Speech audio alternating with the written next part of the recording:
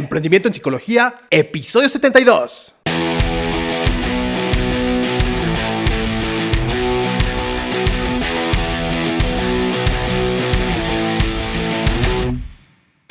Psicólogo, colega, aprende a ejercer de forma ética y rentable en el podcast Emprendimiento en Psicología de psicólogoemprendedor.com. Independientemente de tu especialidad, ya sea psicología clínica, social, educativa, experimental, organizacional, si tú buscas cómo tener más pacientes o clientes, incrementar tus ingresos económicos, darle orden y estructura a tu proyecto, así como atender correctamente a cada área que influye en él, entonces este podcast es para ti.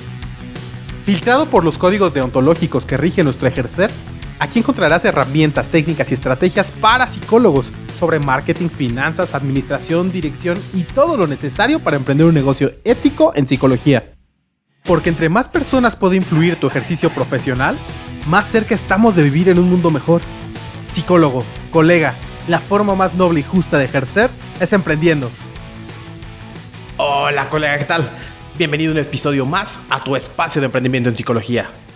El día de hoy tenemos una cuestión particular, ya que se grabó el episodio en dos secciones, en dos partes. La primera en un lugar con un poco de ruido, pero quise aprovechar esta situación para poder utilizar una herramienta de inteligencia artificial, la cual promete mejorar mucho las condiciones en las que uno está grabando y borra los ruidos que están de fondo para dejar únicamente la voz como tal. Lo probamos, es la primera parte, y ya me dirás tú si hay alguna diferencia. El día de hoy seguiremos con esta serie enfocada a que puedas alcanzar, de acuerdo a tu definición propia de lo que significa el éxito financiero, esto mismo.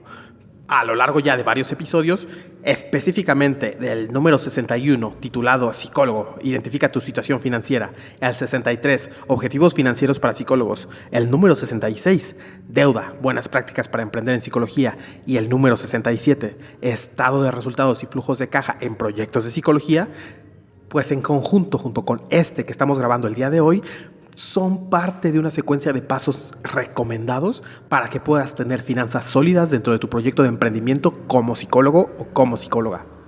Hoy específicamente vamos a abordar dos etapas importantes: el ahorro y el establecimiento de presupuestos. Sí, colega, si normalmente nos escuchas, seguramente te habrás dado cuenta ya que en algunos episodios previos ya hemos tocado parte de estos temas, específicamente las cuestiones de los presupuestos como tal. Pero el día de hoy vamos a abordarlo un poquito más a fondo. Tal vez no terminemos todo lo que incluye este tema en cuestión presupuestaria, porque trataremos de profundizar, como te menciono, y hacer que te quede perfectamente claro para que ya puedas empezar a instrumentar, a aplicar lo que el día de hoy vas a aprender. Pero empecemos con lo primero, con el ahorro. Claro, no necesita mayor presentación, seguramente sabes muy bien qué significa ahorrar. El ahorro no es más que la base de un consumo futuro. Lo que puedas retener ahora va a servir para poder conseguir algo más adelante. Por lo tanto, es conveniente que sea planeado, no simplemente ahorrar por ahorrar. Y esto, colega, debe ser algo que debes tomar en cuenta.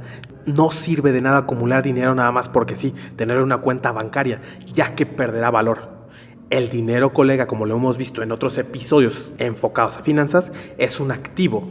Y recordemos que un activo, es un recurso, un algo que posees, así como una computadora o un carro para una empresa de logística. Es eso que te genera a la larga más recursos económicos. Es un bien renovable más que cualquier otra cosa. Y por complejo que pueda resultarte, colega, no necesariamente significa algo positivo el que estés ahorrando y que tengas ese recurso parado, sin moverse. Porque constantemente, y ahora en el contexto histórico y geopolítico en el que nos encontramos, hoy más que nunca, el dinero guardado abajo del colchón o en el banco se deprecia, pierde su valor con el paso del tiempo. Por lo tanto, ahorrar por ahorrar no significa necesariamente algo ideal, contrario a la cultura popular. Y sí, como casi cualquier otra cosa, el ahorro está categorizado. Existen diferentes tipos de acuerdo al plazo en el cual está invertido. Existe el ahorro en el corto plazo, en el mediano plazo y en el largo plazo. En el ahorro en el corto plazo es aquel dinero que acumulas en una cuenta bancaria para poder ir solventando cualquier necesidad que vaya apareciendo en el corto plazo, como tal. Ergo, colega, es importante que definas y que lo tengas bastante claro qué sí y qué no está autorizado para poder utilizar este tipo de recursos. Principalmente, la función del ahorro en el corto plazo es para poder solucionar imprevistos que requieran ciertas sumas un poco elevadas para poder ser solventados. Supongamos que en tu consultorio, colega, si eres psicólogo clínico, terapeuta, digamos que en la calle en donde se encuentra ubicado están haciendo grandes reparaciones, por lo que a tus consultantes o a tus pacientes les resulta bastante complejo poder llegar hasta donde te encuentras. Te das cuenta que la caída de visitas, las sesiones que te están agendando disminuyen drásticamente y tienes que tomar acciones. Te das cuenta que por este periodo en lo que están arreglando la zona en donde te encuentras ubicado, puede ser una solución temporal empezar a rentar un consultorio por hora o por el periodo que dure las reparaciones. O incluso algo que he visto en sesiones de consultoría es que no solemos prever los recursos o una manera de solventar nuestros compromisos económicos cuando lleguemos a estar enfermos.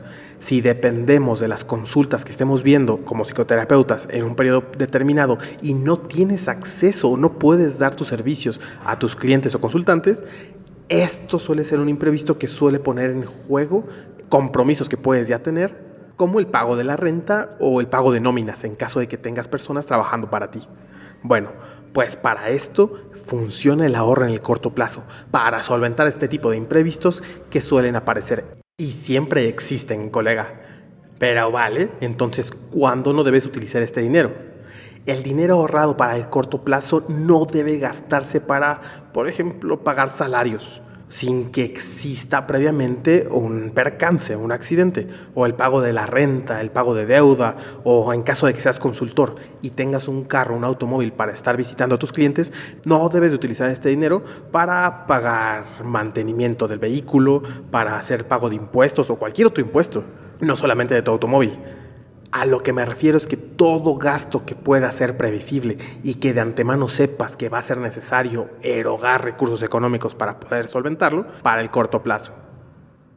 Bueno, ¿y qué pasa cuando hay un imprevisto y ya tomaste este recurso? De manera sistemática tendrás que recuperarlo de inmediato, entre más pronto mejor, ya que no sabrás cuándo se presentará el siguiente conflicto o el siguiente contratiempo.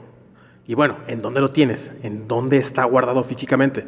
Se recomienda que esté en un banco, colega, pero que no se encuentre invertido en una cuenta en largo plazo, que es pura cuestión lógica.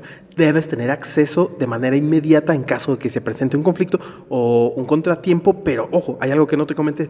A veces también existen oportunidades. Si estás pensando en comprar, no sé, una computadora o algún tipo de maquinaria para poder desarrollar, qué sé yo, tarjetas para el ejemplo que siempre estamos dando últimamente. Si te dedicas a fabricar herramientas terapéuticas para trabajar con niños y existe una oportunidad para comprar un material o maquinaria que en otras ocasiones no está disponible y es una cuestión rara, pues para estas oportunidades también puedes utilizar este presupuesto, sabiendo que tendrás que recuperarlo tan pronto como puedas. Bueno, colega, y esta es la segunda parte del episodio, la que ya fue grabada en unas condiciones mejores, pero vale, seguimos. Habíamos terminado prácticamente todo lo que se tenía que decir con respecto a las cuentas de ahorro.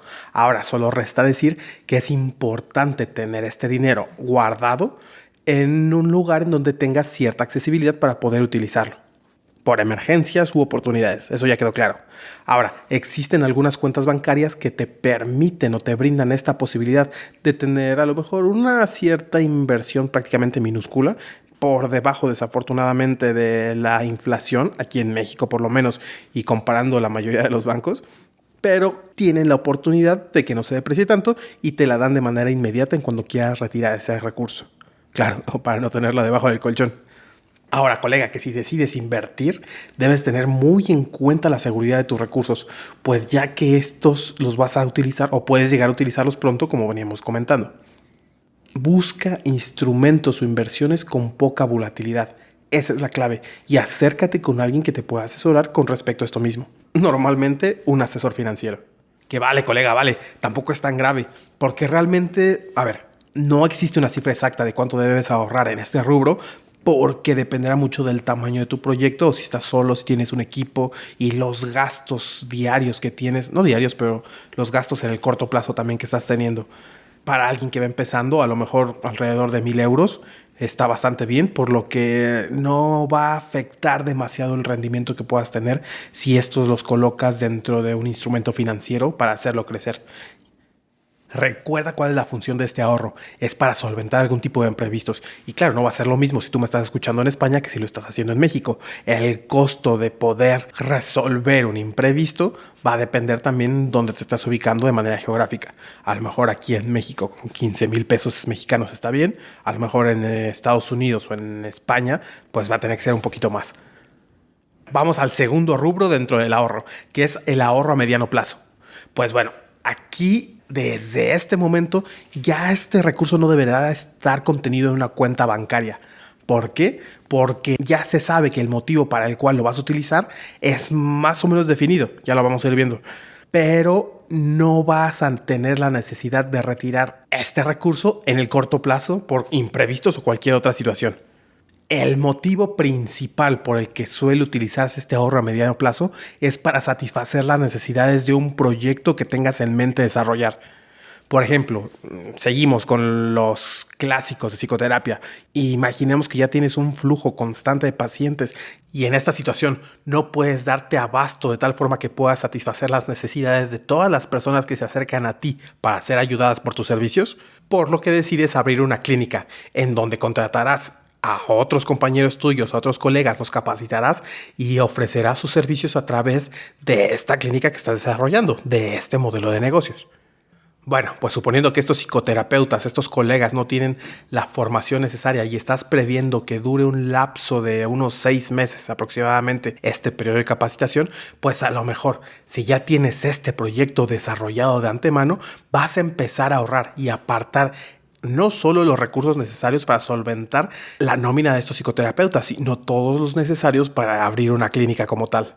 Bueno, pues este sería un muy buen ejemplo para empezar a generar ahorro en el mediano plazo con un objetivo en mente muy puntual y particular. Bueno, ¿y en qué otra situación aparte del desarrollo de un proyecto puedes utilizar este tipo de ahorro? Vale, pues en la compra de algún activo, recordemos que este es cualquier bien, derecho, cualquier otro recurso controlado por ti como emprendedor, como el dueño de un negocio y que gracias a este en un futuro podrás obtener beneficios económicos por la manera en que es usado por ti o tu empresa, tu negocio en psicología. En la sección anterior de ahorro en el corto plazo hablamos de adquirir, gracias a una buena oportunidad, una computadora, por ejemplo, que quisieras comprar. Bueno, bajo este ejemplo, si llegas a utilizar los recursos de este corto plazo, inmediatamente tendrán que ser recuperados con estos recursos de mediano plazo para poder abordar o responder ante una emergencia futura. Esto sí y solo si fuera parte de un plan que ya hayas considerado en el pasado, porque precisamente si en algo no puedes invertir estos recursos es en consumos inmediatos. Por ejemplo, ya tienes un proyecto que está generando obligaciones de pagar nómina, pues no puedes utilizar estos recursos para pagarla porque de repente te quedaste corto en las expectativas de venta de algún servicio. Y de la misma manera que con los consumos inmediatos, tampoco deberás usar el ahorro en el mediano plazo para cubrir algún tipo de imprevistos. Para eso está el anterior apartado. Bueno, ¿y cuánto dinero deberás ahorrar en esta sección? Pues de nuevo, depende. Tanto de los recursos económicos necesarios para solventar las necesidades del proyecto que estás por lanzar y que previamente ya lo planificaste, como las características de tu situación particular en ese momento. Y a veces podrá ir desde unos 1,500 euros, que será como 30,000 pesos mexicanos, quizás 20, o hasta... que bueno... En teoría, no debe ser una cantidad exorbitante, no debe ser demasiado grande. Sí, deberá estar contenida en un fondo de inversión, ya que sabes perfectamente cuándo vas a requerir de estos recursos. Pero, como digo, la teoría dice que no debe ser muy elevado.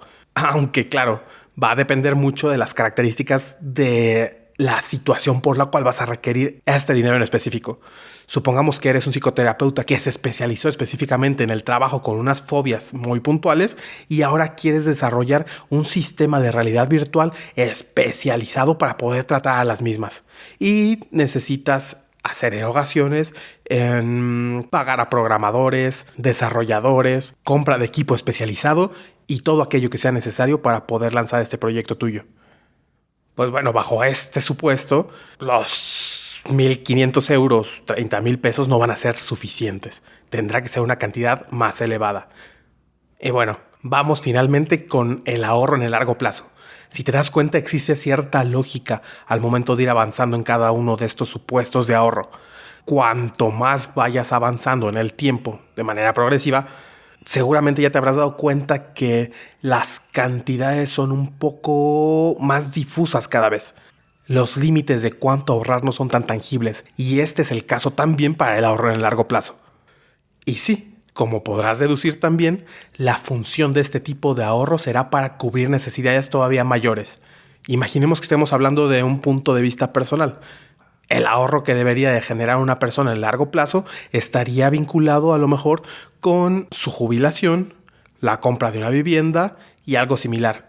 Son planes normalmente un tanto difusos y que además requieren cantidades elevadas en cuanto a lo referente al dinero necesario, ergo no pueden ser conseguidas en un lapso corto. Y vale, colega, hasta aquí con el tema del ahorro. Es algo muy sencillo y muy básico. Pasemos ahora al tema de presupuesto, colega, que es bastante extenso. Si acaso vamos a poder alcanzar a nombrar alguno de los conceptos básicos y en los próximos episodios estaremos más enfocados a desarrollarlo de manera más clara y paso a paso.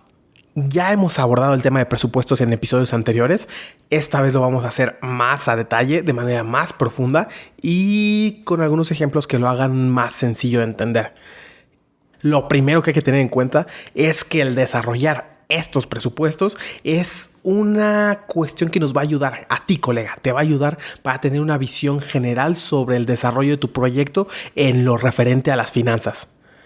Es bastante común y seguido se escucha entre nosotros en el gremio que se tiene la idea de que los presupuestos no son necesarios, que no son buena opción para la mayoría, por lo menos dentro de nuestra área. O más bien, no se ve que no sean necesarios, sino que no son indispensables o que incluso a veces llegan a no funcionar.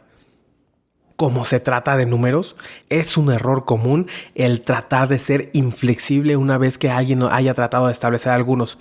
Y como podemos saberlo y lo hemos repetido en distintas ocasiones aquí en este podcast, nuestro ejercicio profesional y en consecuencia nuestro proyecto de emprendimiento como psicólogos es flexible, está vivo y va cambiando constantemente.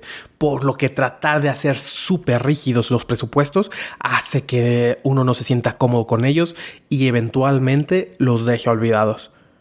Y seguramente podrás preguntarte, ¿por qué tengo que hacer un presupuesto si no soy financiero? Si hasta ahorita todo ha salido bien. Y sí, esto es cierto. De hecho, no te voy a pedir que lo hagas extremadamente detallado y de manera ortodoxa para poder desarrollarlo. Pero lo que sí vamos a trabajar, colega, es que puedas básicamente entender el compromiso que significa contigo mismo dentro de tu proyecto para poder restringir el gasto. Y esto, colega, es básicamente la definición cero ortodoxa de lo que es un presupuesto.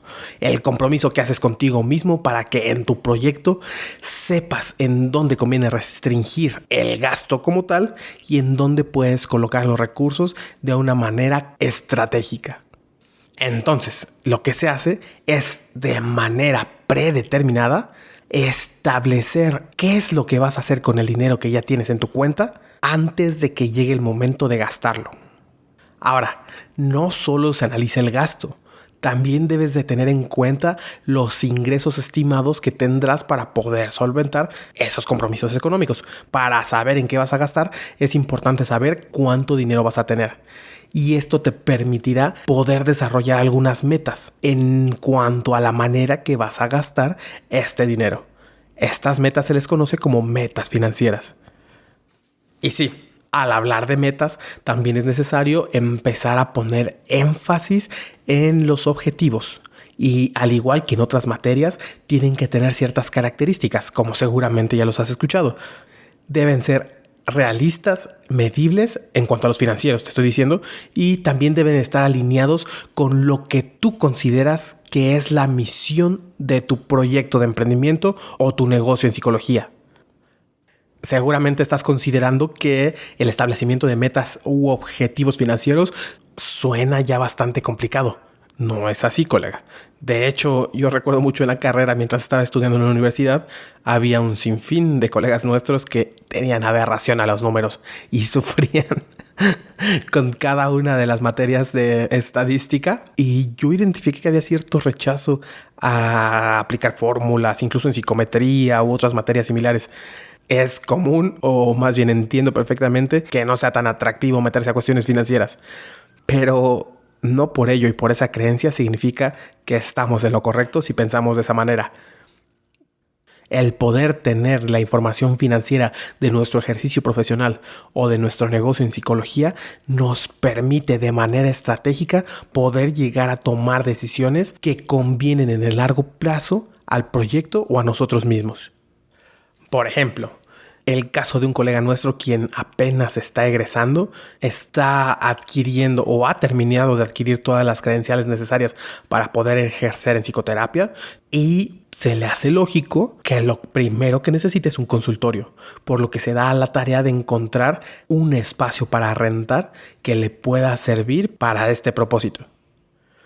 Si este colega nuestro analizara su situación financiera y por lo tanto estuviera consciente del número de pacientes que va a atender a lo largo de la semana y cuánto dinero va a representar para él el ofrecer estas consultas de psicoterapia, y en contraste analiza el costo de la renta por mes del espacio para el consultorio, pues muy probablemente se dé cuenta de que no hay un match, que no hay una asociación clara que justifique el gasto de rentar un consultorio de manera mensual.